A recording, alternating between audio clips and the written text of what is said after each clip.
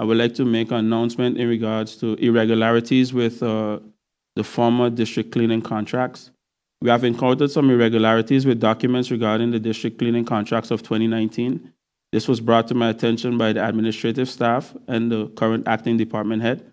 The matter is being investigated, and hopefully we can provide some answers very soon and resolve this very quickly. It was found that certain documents didn't match up. For instance, the landsbesluit didn't match up with the contract that was signed by the previous minister.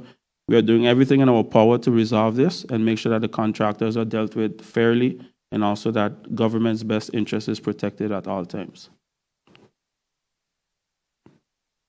In regards to the roadworks, on Monday, November 28th, I can finally say I was able to sign the contract with Union Roads to carry out the resurfacing work on behalf of government. As we all know, there's much that needs to be done in regards to our road network. As for someone who drives, I understand the frustration that our motorists feel sometimes.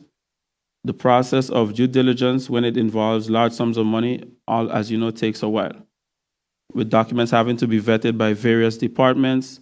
And in this case, we're talking about over 2 million guilders. Again, I understand the frustration. I would like to apologize for the inconvenience that we are experiencing, but just let the public know that we will be starting within short with all the works that are being carried out.